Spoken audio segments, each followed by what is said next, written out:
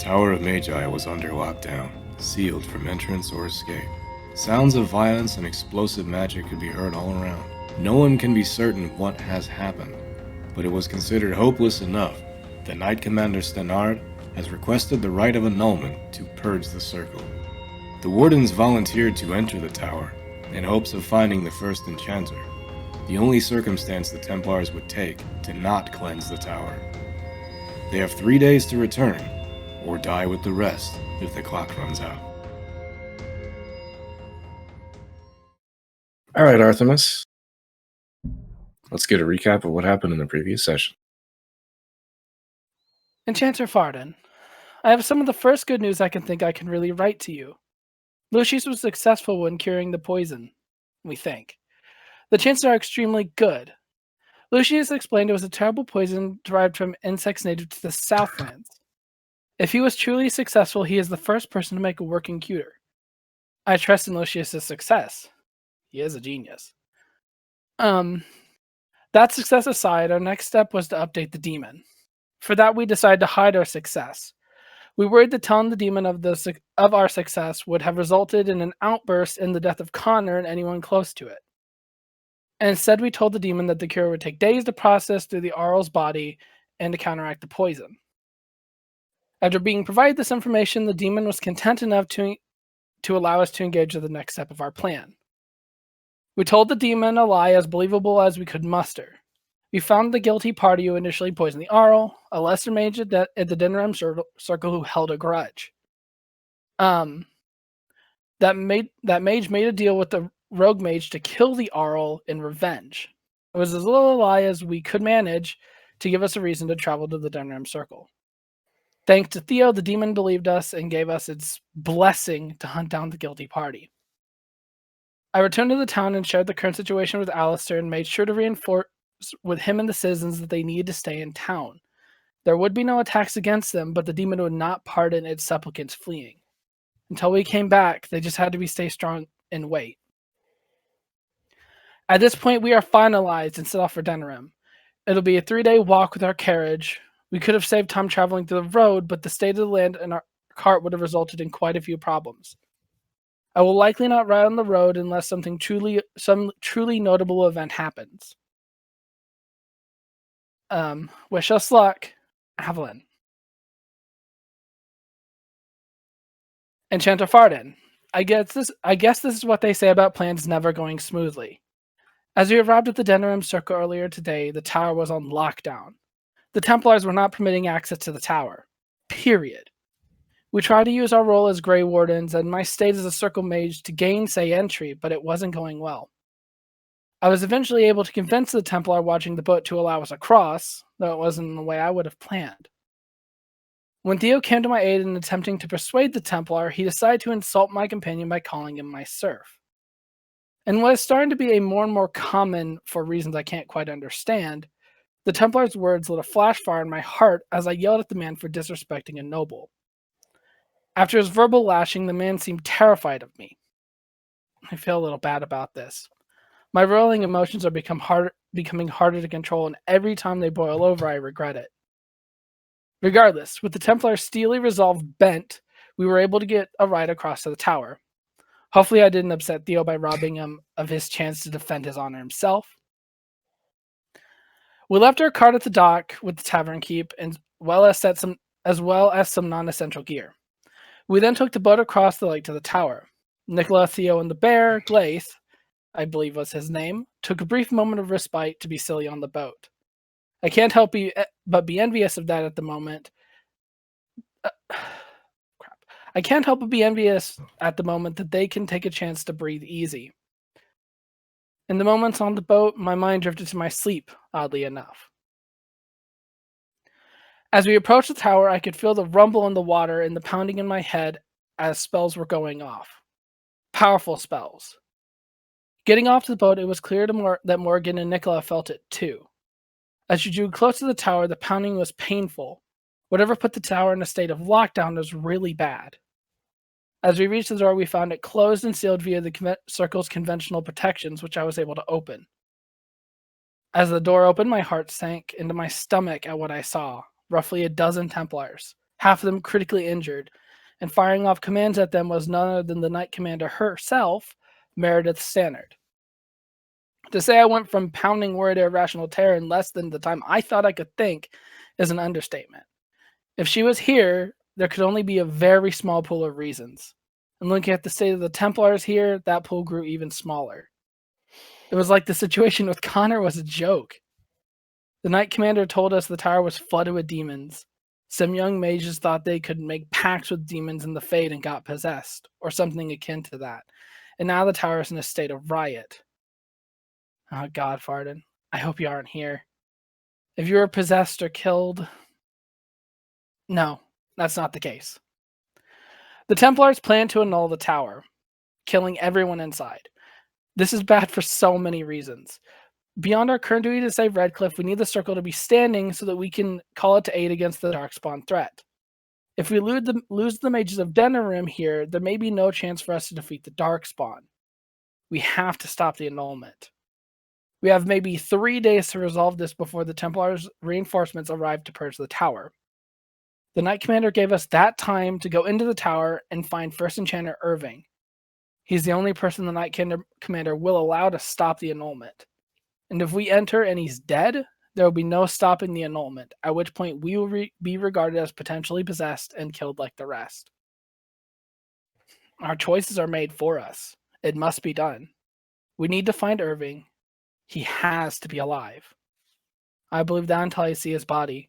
Otherwise, I may not have the nerve to enter the tower. Wish us luck.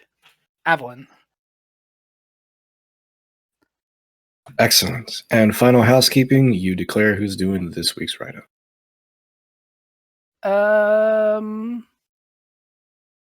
I think I'll go with Will. It's been quite a long time since we've gotten Theo's opinions on things. All right, Will's got the recap for this week. Let us begin. You guys have bedded down and rested and prepared yourselves for the grueling challenge of attempting to secure the tower before the rite of annulment arrives, and all of you are slain inside along with the tower itself being purged. You are awakening in the morning.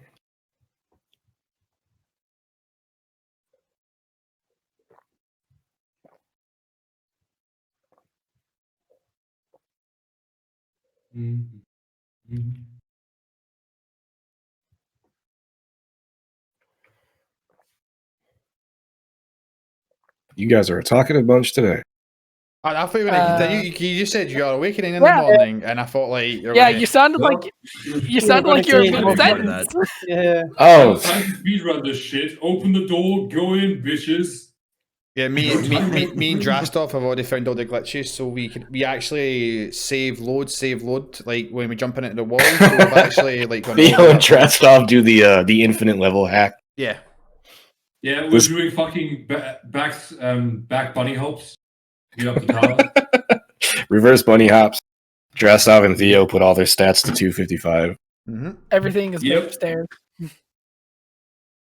All right. You guys are up and about in the morning. It is difficult to see the sun through the heavy iron windows. But the activity of the other Templars hasn't changed. They've maintained their 24-hour ops, taking shifts to wake and sleep. One of those that it's up and about. Rowan, you are awakened as your shift is about to begin, as your roommates are bedding down for the night. You should have control over your character. Check real quick. Excellent, I see you moving. As you walk out into the lobby, you see a group of strangers you don't remember here from your prior shift. You've been out and about, or you've been bedded down for the last 8 hours.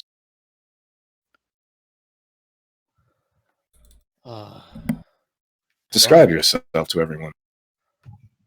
Well, I am Rowan. I am an aspiring Templar. Not a introduction. You haven't actually met everyone. Just a physical description of what you look like.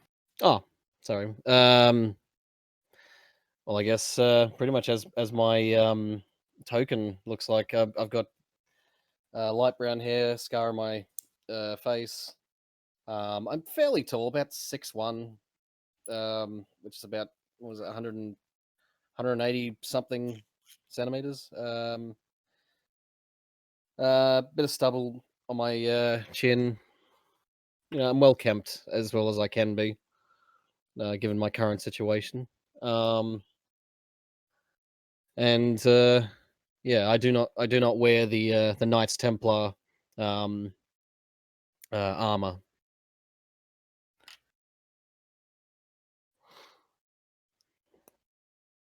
Is that a good enough? The rest of you are gathering up. You are waking each other up. Our casters are finishing their morning preparations and getting their stuff. Lucius is testing all of his reagents and making sure everything is properly stabilized, gently setting his chemicals where they need to be and making sure that they don't move. Got special pockets and all that for that. Theo is preparing his equipment and making sure his armor is nice and snug, nothing moves, no additional noise is made. Drastov is stomping about because he's impatient and wants to just break things. And Evelyn is fretting and worrying as she always does. As you guys are preparing, one of the people in the lobby that is wearing the armor of the others but does not bear the crest of the Templars walks out of one of the living rooms and looks surprised at all of you. And begins.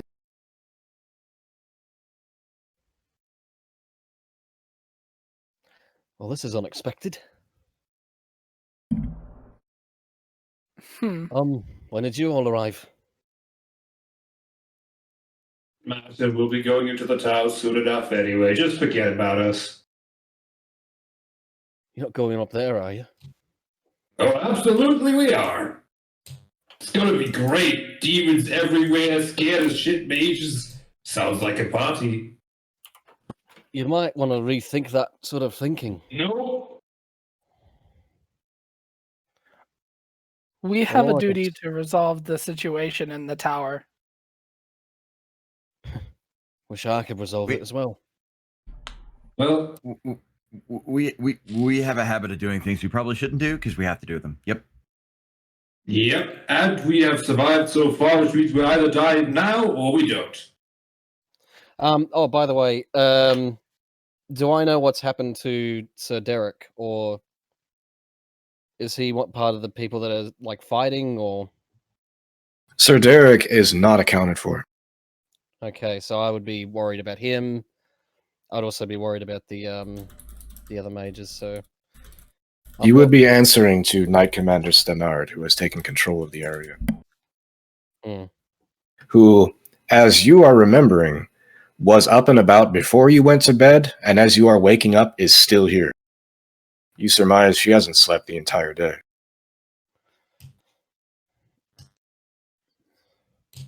What would I say? What would I say?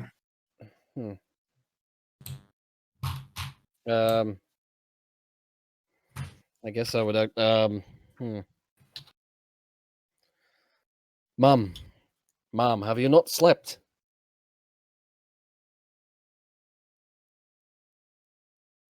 She looks at you with surprise and mild disgust that you're speaking to her. Apprentice, is that how you dress your Knight Commander? Well, I'm sorry, I'm still not Well, part of the order. I didn't even think I was an apprentice of yours. Then why are you here? You shouldn't have been taking shifts and volunteering to help if you didn't think you were part of us. So grow some fucking balls. Now is the time to stop moping. And no, I have not slept. There's enough things going on that sleep can wait.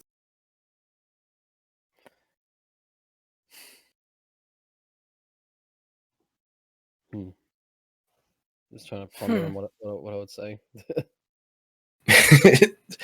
Knight Commander Stenard doesn't have a lot of time for gentle talk.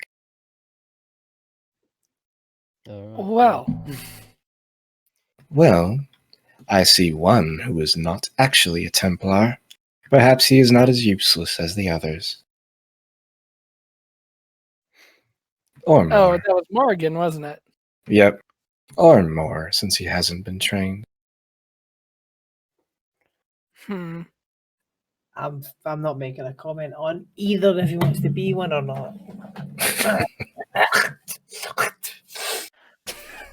Nicholas You spits spit? on the floor in front of all the Templars. Wow. Even Morrigan wouldn't do that. Well, What's her problem then? Anyway, I would speak. sorry. I would speak up at this point, kind of interposing myself in the conversation between the Knight Commander and the apprentice, apparently. Knight Commander, I believe our group is prepared to enter the tower at your convenience. Are you sure that you all want to do this? You are aware of the risks. You understand that if Irving does not return to me before the right arrives, you will be purged with the others. You all accept this fate.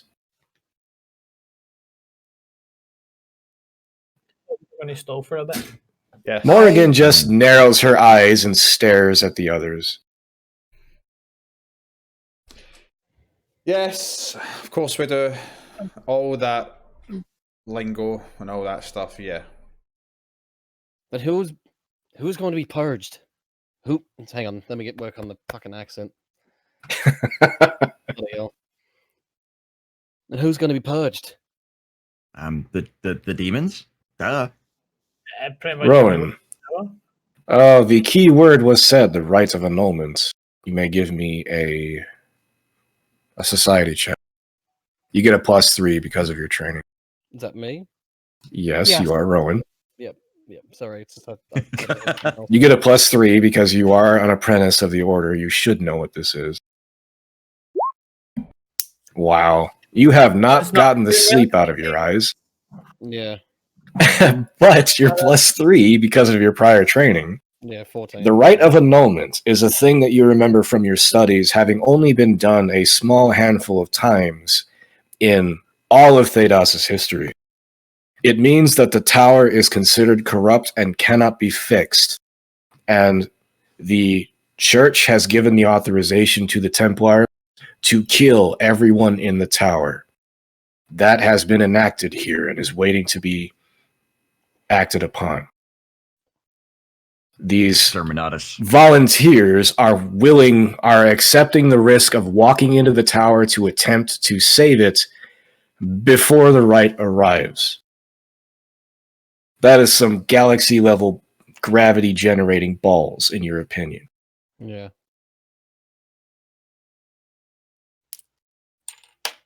May I ask, why it is you're going into certain death, probably? I look at Drastov for the briefest moment because he would be the one to properly answer this question, but he is clearly not in a talking mood. As I say, we are the Grey Wardens, and we need the mages of the Circle to support our efforts against the Darkspawn. Obviously, just here for a good time, not a long time. So Glade's here for the food. There's some people that I care. There's some people that I care about. Well, or at least I care about a lot of the students here. They don't deserve that sort of hell. no matter what, the hell I've also got a apparently. couple of friends, and one of them means a lot to me. The dark-haired woman with the odd yellow eyes is narrowing her look at you. And she speaks kind of to herself, but loud enough that you can hear it. This fool sees the group of idiots volunteering to walk into a massacre and then volunteers himself. Were you dropped as a child? I mean, he's trying to become a Templar, so clearly. And the Templars are staying out here? I was doing Templar things. I've Just wanted to go Templar in there. thing. Well, I'm we one of won't the- stop you. More people. Good. Yes. This isn't a mission where emotions can get in the way. We've already clarified this. your friend's in there and he's already corrupt, then he kind of Well, needs if to he's be already corrupt, then I have to. executed. If he's already corrupt, then the best course of action would be to kill him, I suppose. That would be a mercy. It's easy you saying That would- that, but can you actually kill someone you class as a friend, or a close friend, or someone that means so much to you, as you've just said? From what he's taught me,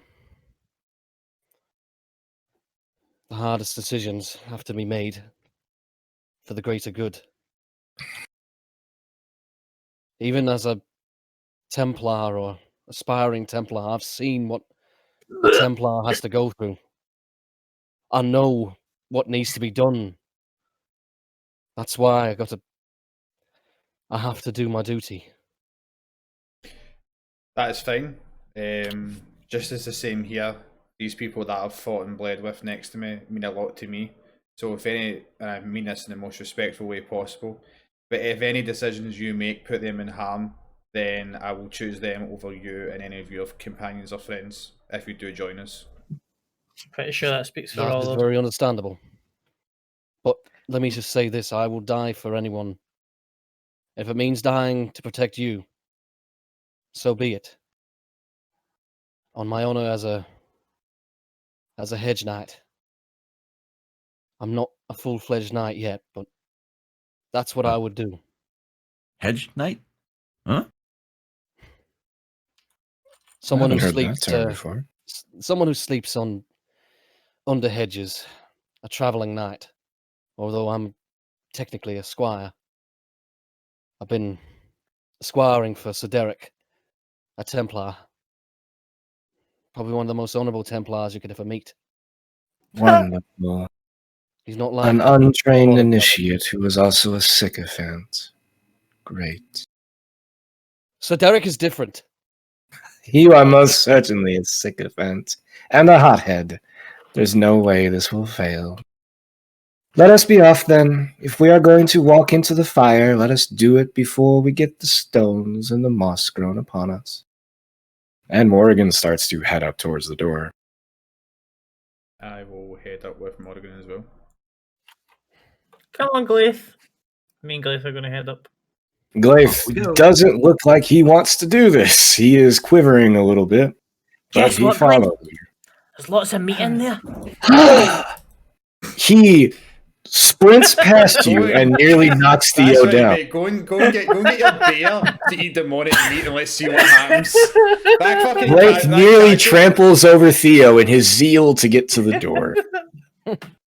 His eyes are lit up. He is so happy right now. That is a motivated bear. Morrigan glares at the bear. But remember, Gleith, you can only eat what I tell you to eat. I would actually look at Meredith and I would say, since he seems interested, does this aspirant have your permission to come with us? He is in the same boat as you all. I have no direct authority over him as he has not officially taken his vows. He is free to take part or leave as he wishes. Initiates, if you walk in that door, you understand the risk you walk into. As spoken to them, I will speak to you. The rite of annulment has been enacted. When the remainder of the Templars arrive, which I assume to be the day after tomorrow, everyone in that tower will be slain, you included. The only way I will stay this movement is if First Enchanter Irving stands on the other side of that door and tells me personally that the situation is resolved. You find him and bring him to that door and speak with me. I will open it and cancel the rite. Any other situation than that, you all die with the rest of the tower. Do you understand what you are volunteering to do? Yes, milady. Uh-huh. I'd say your mind is not well trained, but your body and your spirits have been. Make her be with you. And you, milady. All right. This is the final chance for anyone who doesn't want to do this to back out. If you are ready to do this, you move your character to the top right of the map. Rowan moves to the left. He's like, Don't stand next to me. I feel like Kinda Nikki. feels like- I feel like you've just like looked up the Templars and you've finally understood your character a wee bit more. And now you're just gonna like hate every fucking one of them. Well, I'm going to make it a misery for him just now until he shows you. you're going to fuck with him. Until he says he's Yeah, not going to it's be a not, Templar. it's not Theo anymore. Yay! Drastov needs to be moved by UV because Drastov gets voluntold. He doesn't get a decision. I mean, he was already committed. Well, Drastov's this was the already last going. option. If Drastov doesn't do it, then his beard falls off, so he has to do it anyway. All right. Everyone has Drastov agreed would to be do a this. hypocrite if he didn't. Yep. Rowan, you are now up close and ready to do this. You'll get a quick look at everyone. Everyone, give me a 2-second rundown of what your character looks like, starting with Nick. So I am about 5'10". I have beautiful black hair, with Debatable. like, oh well, like light blue markings all over me because I'm a storm druid, and I'm hooded in a green, like kind of not dress, but like a hooded cloak style thing. Mhm. Glace, a white bear who should be brown bear, but he's actually It's an albino black bear. he's- We've he's gone an over albino this. black bear. He's a polar bear. That's what he is. He's not a polar bear. Oh, He comes wasn't from a family of He's racist a bears. special bear. He holds his claws differently, okay? oh, God damn it. But yeah, racist bears and stuff. Next. Quick, since Nicola didn't mention it. Nicola is very obviously an elf, and given the odd tattoos on her, you surmise she may be Dalish. Dalish, yeah. Theo. Yeah, you just see somebody who's far superior than you are and just better than you in every single way. You also see a very large bulge near his crotch area. Cucumber they put in there. that was the fish that I actually pretended to give to Gleif, but I didn't. You would just see you would see that he takes his how he presents himself very seriously. He's 6 foot, slender build, not muscular but athletic. You would see.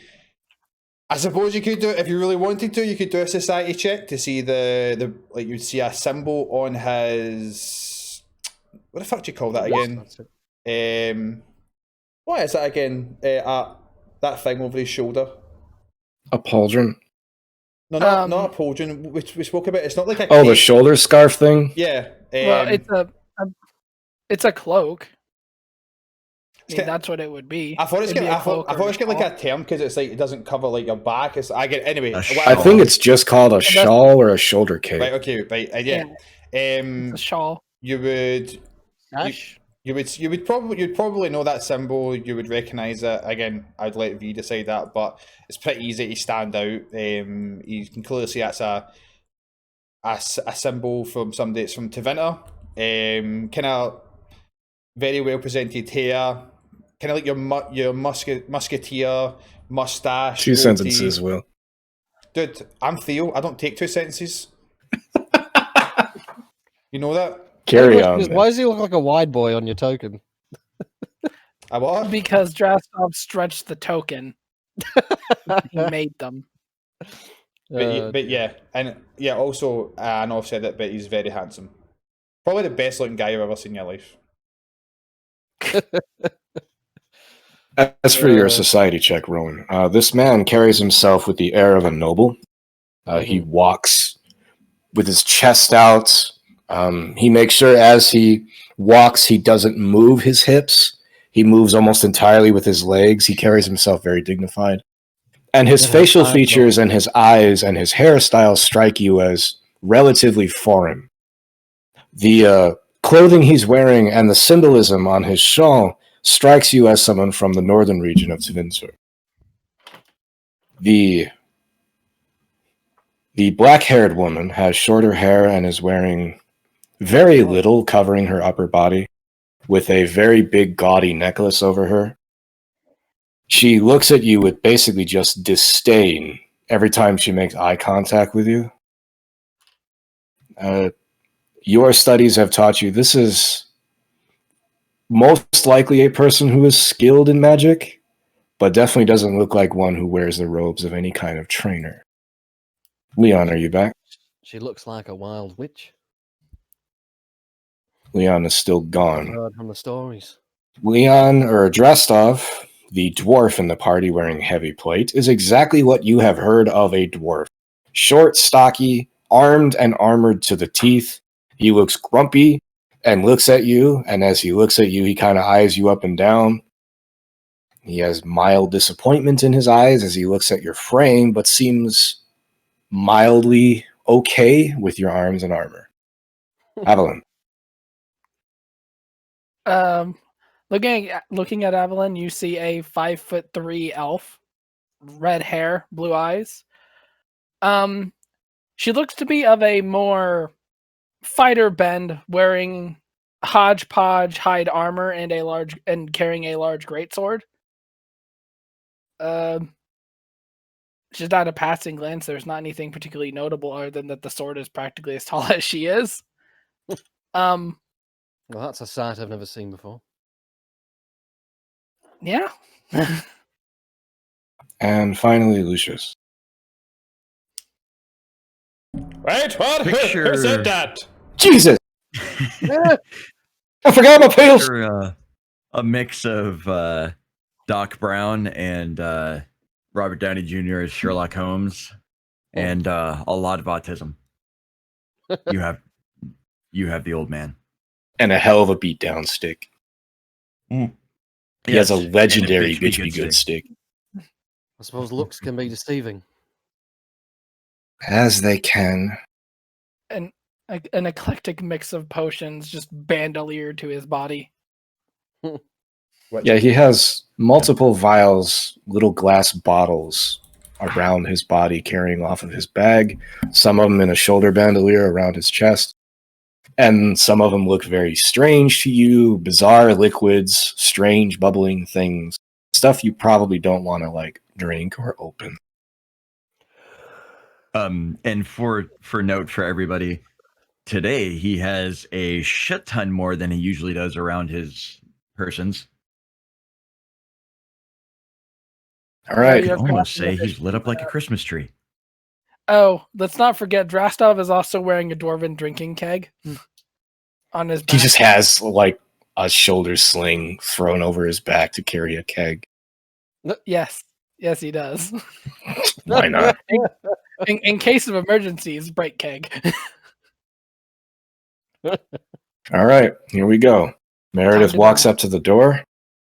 She holds her right hand up to it, and a bluish purple glyph appears in front of the door. The door violently flashes. Be sorry. Yes. She did promise us that she would be able to enhance our weapons or enchant them in any way or give us a blessing. I did ask that member, like, if there was any way she could help us out. She did say she could maybe, like, get somebody to bless our weapons or do something like that. You are correct. Those who use physical weapons, prior to opening the door, Meredith has you guys sit in front of her. She pulls out a copy of the Bible, and she reads scripture from it, and she performs a movement with her right hand. And as she does, those of you that are sword carriers, so Drastov, Theo, Avalon, and now Rowan, the four of you, your weapons... You're a mage, you don't need any more pluses, and you're not really engaged in combat. She can't bless projectile weapons, she can only bless melee weapons. I'd been given a short sword by Avalon. Fine, Nick, you can join the cool kids club that you desperately want to join. Please run up and stab things with that short sword. That's what he's going to do. Spells. What fucking... what for fucking... Step up. So when people step up on me. So all of you melee characters plus Nicola, because she insists, May as well your weapons briefly shine as if the sun is coming through the windows and just glints off of them. And those of you who are holding the weapons, if you are of a good alignment, will feel a soothing warmness as you hold it. It almost brings you comfort. If you are of a neutral alignment, it doesn't feel any different other than it looks pretty cool. If you are of an evil alignment, it feels heavier than you're used to, but not that it would affect you in any way. Just something is very different about it. It's heavier, which means it's more damage. So Excellent. it's a shame No. no one's evil here. Exactly. Anyway, those of you who are receiving the blessing, for the next 24 hours, your weapons are considered a +1 attack and +1 damage against anything that is evil or chaotic aligned. Nice. So circumstance, I'm guessing? Nice. Yes. So +1 attack and damage against evil or chaotic for the next 24 hours. Where can I add I will that? just remember to manually So- address those. whenever I will announce when it's a valid target. Just didn't mean to. Not everything is going to be evil or chaotic in here. How do I? Not most things. You don't have to write it down. I'm about to All say, of you don't are going worry to have about- the effect. Oh, Yeah, don't worry about writing it Listen. on your sheet. Okay. I mean, So you're saying my bitch I'm be not good stick editing can now my- smite as well? Oh my god, you two are going to demand this. Yes. Yes. God. Fucking everyone has to fine, go. whatever. Everyone except Wait, Morrigan 2 minutes. gets the bonus. what about So does Gleith's claws? Yeah, I was going to say, what about his claws and his teeth? Oh my god! Meredith does not bless the bear. She looks at you incredulously when you ask her Listen, to bless the bear. Gleith has now found another racist bear. Meredith is a now racist racist mama against bear. bears. A racist mama bear. Everyone except Morrigan and Glaith, I guess, will get the bonuses to their melee weapons. Oh, Jesus Christ. Why is it? Why is it? Why Are you all satisfied? Do you want me to bless the fucking barrel that Drastov is carrying too? Yeah. Oh, Because I'm not. That is an excellent idea. Thank you. I'll take that. I'm No. writing down holy explosive. What is it? What is it? And I said, no, you're not. What is it? Vile says, if the DM ain't crying, you ain't trying. Exactly. God, we're an hour in and we haven't opened the fucking door. Leon, your mic's a bit weird. Yeah, I was saying that, Leon. Sounds a bit different. Like you changed that again, but that's why I was asking you if it sounds like if you've changed that again, dude. Second, I'm just gonna see if I can fix it. It just sounds distorted, like it's too close to you. All right, here we go.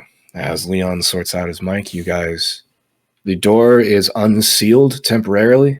The guards open it for you, and they look at you as you walk by, and none of them say anything. They nod their heads respectfully towards you, but you can tell from their eyes, they're like, y'all are some dumb motherfuckers. And the heavy doors close behind you as you walk into it. They close very strong, and as you look behind you, they start to glow purple again, and as they flash really bright, everyone can assume the seal has been made again. You are not leaving this tower unless you find a way to break that seal or Meredith releases it.